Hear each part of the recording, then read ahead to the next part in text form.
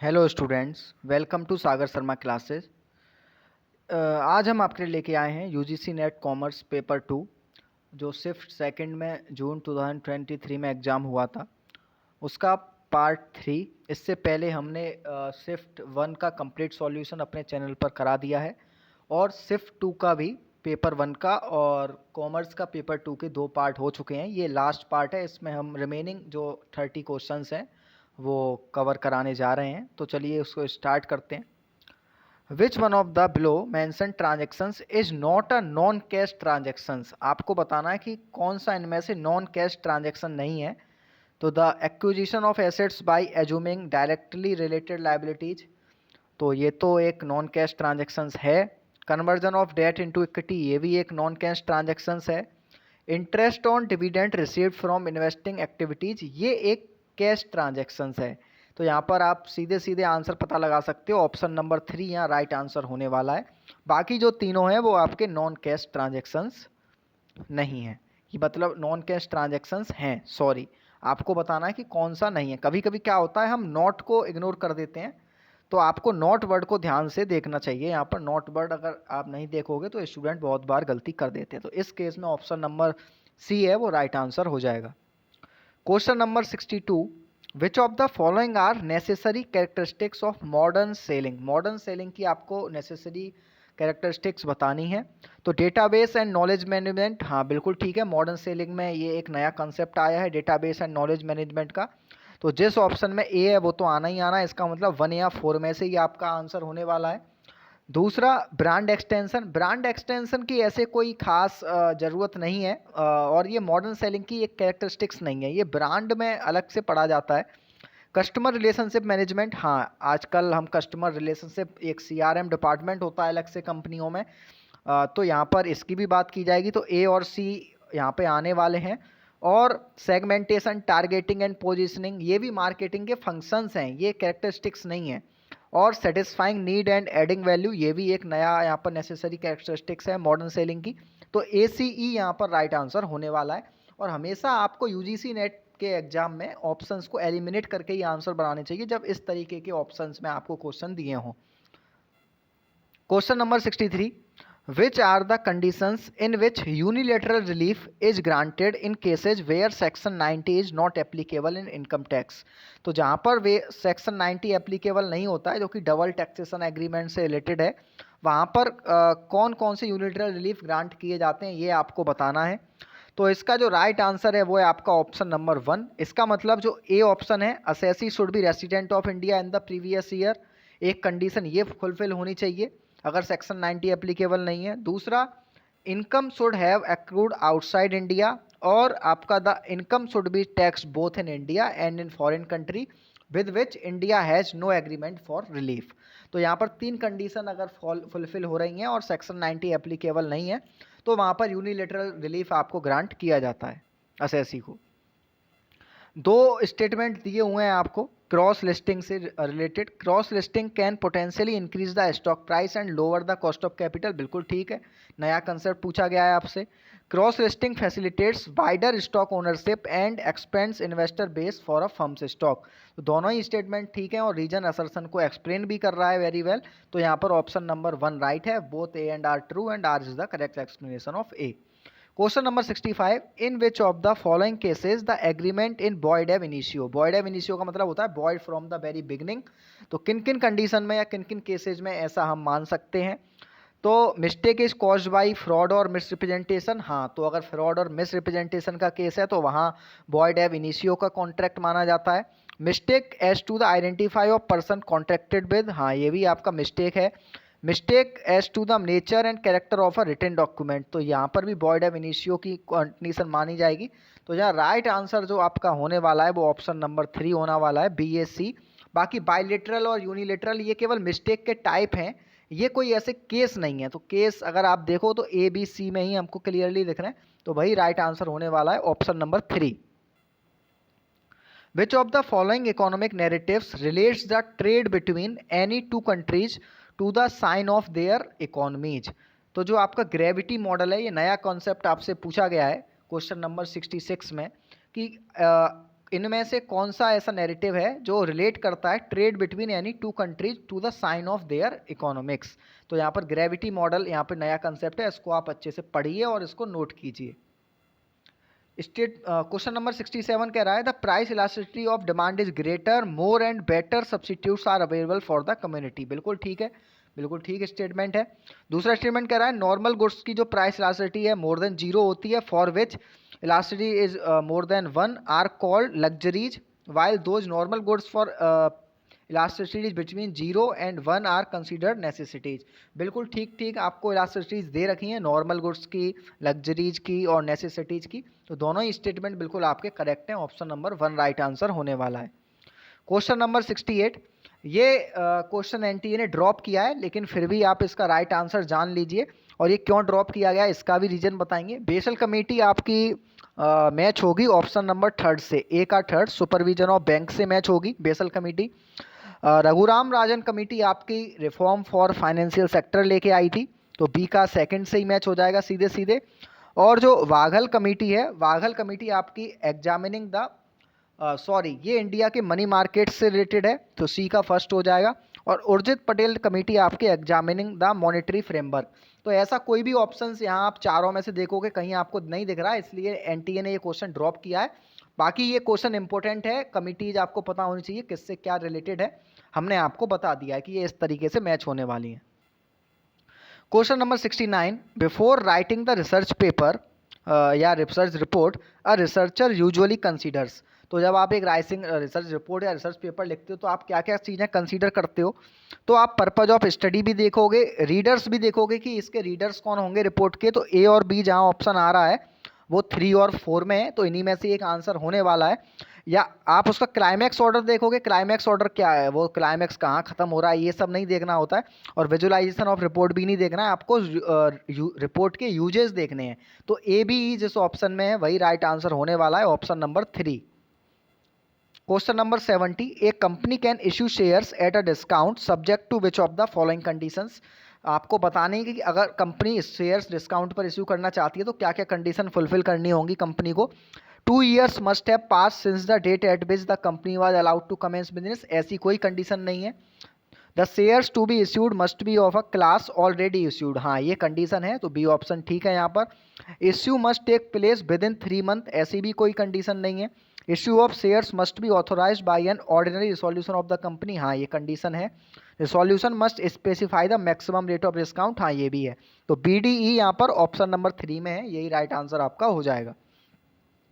The utilitarian view of ethics is one of the few perspectives on business ethics that it includes. आपको बताना है utilitarian view के बारे में कौन कौन सी बातें ठीक हैं, ये क्या क्या इंक्लूड करता है। तो आपको respecting and protecting individual liberties and privileges, ऐसा कुछ नहीं है। Imposing and enforcing rules Fairlie and impartially, ऐसा भी नहीं है। Ethical decisions made solely on the basis of their outcomes और कॉन्सिक्वेंसेज, हाँ ऐसी बात करता है ये। encourages efficiency and productivity and is consistent with goal of profit maximization, हाँ ऐसा भी है। तो सी और डी ही यहाँ पे राइट ऑप्शन होने वाले हैं। ये यूटिलिटेरियन व्यू में है, आपके इंक्लूड्स होते हैं, इसको आप और डिटेल में पढ़िए क्या होता है यूटिलिटेरियन व्यू। हो सकता है अगली बार कुछ और क्वेश्चन पूछा जाए इससे। ये आपको बताना है किसके बारे में बात हो रही है, टाइप्स ऑफ सैम्पलिंग आपको बताना है। Is a most useful type of non probability sampling method when individuals with the desired characteristics experience or attitudes are difficult to identify। तो वहाँ पर हम स्नोबॉल सैम्पलिंग यूज करते हैं। स्नोबॉल सैम्पलिंग में क्या होता है, जैसे मान लीजिए ये एक हमारा सैंपल भैया हैं, इन्होंने दूसरे को बताया कि आप हमारी स्टडी में आ सकते हैं, फिर इन्होंने तीसरे को बताया, तो ये स्नोबॉल सैम्पलिंग है। जैसे बर्फ़ के गोले आगे की तरफ जाते हैं, इसी तरीके से ये भी आपके आगे की तरफ जाएंगे। एक पार्टिसिपेंट दूसरे पार्टिसिपेंट को आपकी स्टडी में इंक्लूड कर रहा है, तो वो स्नोबॉल सैम्पलिंग होती है। Based on the relationship between marginal revenue product and marginal resource cost when it pays for the firm to expand the use of variable factor input, तो वहाँ पर आपका MRP है वो MRC से ज़्यादा होगा। जो मार्जिनल रेवेन्यू प्रोडक्ट है वो आपका मार्जिनल रिसोर्स कॉस्ट से ज़्यादा होता है जब फर्म पे करती है, when it pays for the firm to expand the use of variable factor input। Question number 74, pin money, ये इनकम टैक्स से रिलेटेड है। पिन मनी क्या होता है, women gets from her husband certain amount, जो भी हस्बैंड अपनी wives को देते हैं अपनी सैलरी में से कुछ अमाउंट, उसको हम पिन मनी बोलते हैं इनकम टैक्स में, तो ऑप्शन नंबर 2 राइट आंसर हो जाएगा। What are the positive attributes of mobile banking? तो काफ़ी सिंपल क्वेश्चन है, पॉजिटिव एट्रीब्यूट्स आपको केवल बताने हैं मोबाइल बैंकिंग के। नेगेटिव एक्सपीरियंस, तो ये तो वैसे ही नेगेटिव है, तो इसको तो आप वैसे ही एलिमिनेट कर दीजिए। वायरलेस एप्लीकेशन प्रोटोकॉल, हाँ ये पॉजिटिव एट्रीब्यूट्स है। Advance penetration of mobile network, हाँ ये भी है। लेस सिक्योरिटी, ऐसा नहीं है, आजकल काफ़ी सिक्योर हो गए नेटवर्क्स। और फास्टर डेटा प्रोसेसिंग स्पीड, तो BCE यहाँ पर पॉजिटिव एट्रीब्यूट्स हैं, ऑप्शन नंबर 3 राइट आंसर हो जाएगा। Question number 76, published by the UNDP, United Nations Development Program, the HDI Human Development Index is summary measure of human development. It measures the average achievements of a country in 3 basic dimensions. आपको बताना है जो HDI index है उसमें कौन कौन से 3 dimensions को लेके ये प्रिपेयर किया जाता है। तो health, education and standard of living, यहाँ पर ऑप्शन नंबर 3 राइट आंसर हो जाएगा आपका। Sequence the conduct of following trade negotiations and facilitation round in chronological order. आपको बताने हैं कुछ राउंड दिए हुए हैं जो WTO से रिलेटेड हैं कुछ राउंड, तो आपको बताना है सबसे पहले कौन सा हुआ, सिक्वेंशियल ऑर्डर में आपको बताना है।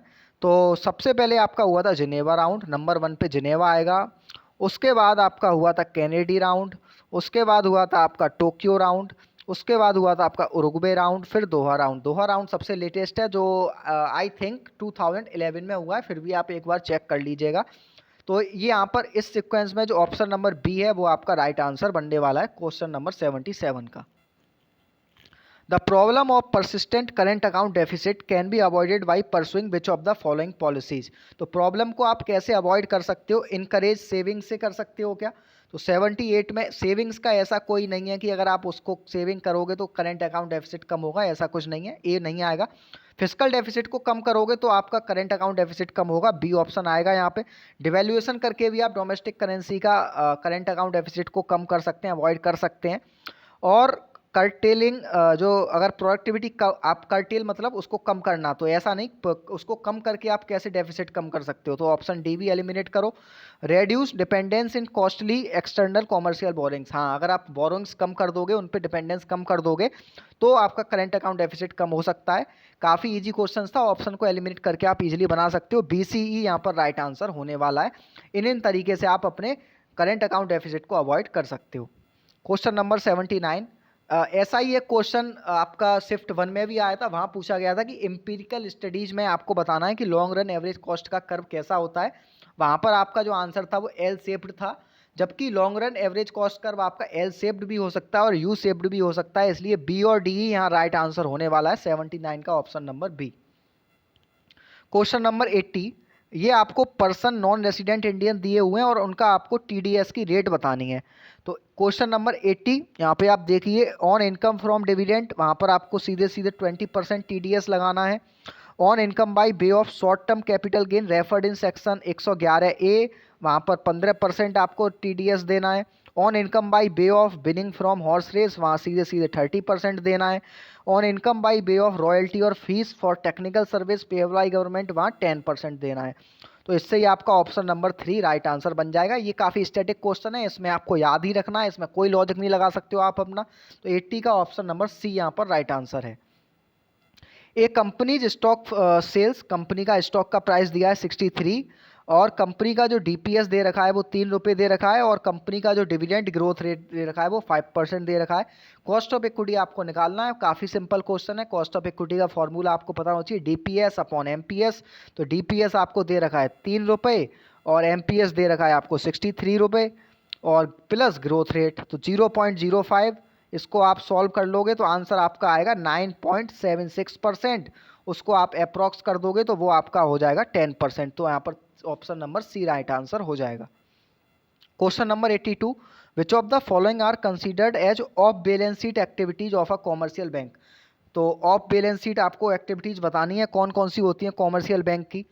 तो यहाँ पे लीडिंग नहीं होना चाहिए, लैंडिंग मनी होना चाहिए, लैंडिंग मनी टू डिपॉजिटर। ये ऑफ बैलेंस शीट नहीं होती है, ये ऑन बैलेंस शीट होती है, तो इसको एलिमिनेट करिए आप। Borrowing from RBI, question number 82 है, ये 82 का आंसर दे रखा है ऑप्शन नंबर सी। तो जो CDE है आपकी बोरोइंग फ्रॉम RBI, ये भी आपकी ऑन बैलेंस शीट एक्टिविटी है तो ए और बी आप एलिमिनेट करोगे, बाकी purchasing a future contract, issuing letter of credit, engaging in swap contract, ये तीनों ही आपकी ऑफ बैलेंस शीट एक्टिविटी होती हैं कॉमर्शियल बैंक की। ऑप्शन नंबर 3 यहाँ राइट आंसर हो जाएगा। विच of the following is not an essential characteristics of negotiable instrument. तो यहाँ पर एनटीए ने दो आंसर दे रखे हैं कि एक तो ए और डी दोनों ही आपकी एक एसेंशियल कैरेक्टरिस्टिक्स नहीं है नेगोशिएबल इंस्ट्रूमेंट की, बाकी फ्लेक्सिबिलिटी भी होता है और इजी नेगोशिएबिलिटी भी होता है, ये दोनों एसेंशियल कैरेक्टरिस्टिक्स है। Sales title to a bona fide transfer for value, ऐसी कोई कैरेक्टरिस्टिक्स नहीं है। और transfer can sue in own name without giving notice to the debtor, ऐसा भी नहीं है। तो ए और डी आपके दो आंसर यहाँ पर दिए गए हैं। ये क्वेश्चन काफ़ी यूनिक है और मेरे हिसाब से मेरे समझ में तो नहीं आया है, अभी मैं इसके बारे में और पढ़ूंगा, लेकिन अभी फिलहाल के लिए मैं इसको आपका आंसर बता देता हूँ। 84 का ऑप्शन नंबर बी या राइट आंसर है। टोटल सम ऑफ स्क्वायर, मुझे तो ज़्यादा ये कुछ समझ में आया नहीं, लेकिन यहाँ पर आंसर मैं बता देता हूँ जो एनटीए ने अपनी आंसर शीट में दिया 84 का बी। बाकी इसका हम आपको पूरा डिटेल सॉल्यूशन एक्सप्लेन करके टेलीग्राम में बताएंगे या इस वीडियो के कमेंट सेक्शन में पिन कर देंगे। Question number 85, the adjusted present value model used by MNCs to evaluate capital budgeting decisions is based on. तो जो वैल्यू एडिटिविटी अप्रोच होती है जो कि एनपीवी मेथड से आपका रिलेट करता है, यहाँ पर वैल्यू एडिटिविटी प्रिंसिपल भी बोलते हैं इसको। ये एडजस्टेड प्रेजेंट वैल्यू मॉडल है जो कि एमएनसीज के द्वारा यूज किया जाता है इवेल्युएट कैपिटल बस्टिंग डिसीजन। तो ऑप्शन नंबर 2 राइट आंसर हो जाएगा। ब्लेक एंड माउंटेन इन्होंने लीडरशिप आपकी मैट्रिक्स बताई थी। फ्रॉम 4 लीडरशिप स्टाइल इन्होंने बताए थे। One of them is the autocratic task management style. Autocratic task manager is one who, आपको बताना है ऑटोक्रेटिक टास्क मैनेजर क्या होता है। Are concern only with developing an efficient operation who have little or no concern for people. वो लोगों की तरफ कोई ध्यान नहीं देता है, उसका केवल ध्यान रहता है अपने प्रोडक्शन को बढ़ाने में। तो ऑप्शन नंबर 3 यहाँ राइट आंसर हो जाएगा आपका। A business has been discontinued in the previous year 2021 to 22, the business loss। तो अगर बिजनेस आपका डिसकंटिन्यूड हो गया है 2021 से 22 में, तो क्या होगा, can be carried forward and set off against profit gains of business and profession. आप उस बिजनेस लॉस को कैरिड फॉरवर्ड कर सकते हो, लेकिन केवल सेट ऑफ उसको आप करोगे प्रॉफिट, और जो भी प्रॉफिट या गेन होगा बिजनेस और प्रोफिशन से उससे। तो 87 का 1 राइट आंसर हो जाएगा। विच of the following drive growth of international business in digitally interconnected world. आपको बताना है कि ग्रोथ ऑफ इंटरनेशनल बिजनेस में कौन कौन से फैक्टर आपके ड्राइव करते हैं। तो 88 का option number D right answer है। इसका मतलब यहाँ पे क्या क्या ऑप्शंस आपको कवर करने हैं। Strong consumption in global south, बिल्कुल ठीक है। Formation of trade promoting regional groups और demographic dividend and low cost manufacturing, ये ऐसे फैक्टर्स हैं जो आपके इंटरनेशनल बिजनेस में ग्रोथ को ड्राइव करते हैं। Question number 89, what are the different strategies firm reset to pricing to capture. आपको बताना है कौन कौन सी डिफरेंट स्ट्रेटजी हैं जो फर्म रीसेट करती है प्राइसिंग टू कैप्चर। अब आपको यहाँ पे राइट आंसर दिखेगा option number C, challenge the cost route by ideology the infection price point और ऑफरिंग लोअर एगोडसल price point, penetration pricing, what the traffic can be pricing, absorption cost pricing. ये सब capture करने के लिए नहीं होता है। ए और बी यहाँ पर राइट आंसर आपका दिया हुआ है। वन और more parties to a negotiable instrument are discharge from liability in which one of the following ways. तो आपको बताना है by giving the notice dishonour by the holder, ऐसा नहीं है अगर हम बात कर रहे हैं उनको नेगोशिएबल इंस्ट्रूमेंट के केस में। दूसरा, by delivering cancelling the name of party, हाँ तो इस मोड में हम डिस्चार्ज कर सकते हैं। बाय टेकिंग क्वालिफाइड एक्सेप्टेंस, ऐसे भी कर सकते हैं। और बाय मटेरियल अल्टरेशन, इससे भी कर सकते हैं। तो ऑप्शन नंबर 3 यहाँ राइट आंसर हो जाएगा, BCE वाला। तो थैंक यू, ये हमारा शिफ्ट 2 का पेपर भी कंप्लीट हो गया है दोनों ही। तो अब हम इसकी प्लेलिस्ट बना देंगे कि जिससे शिफ्ट 1 और शिफ्ट 2 आपको एक जगह मिल जाए। अगर किसी क्वेश्चन में डाउट है तो आप वीडियो के कमेंट सेक्शन में ज़रूर पूछ सकते हैं। धन्यवाद।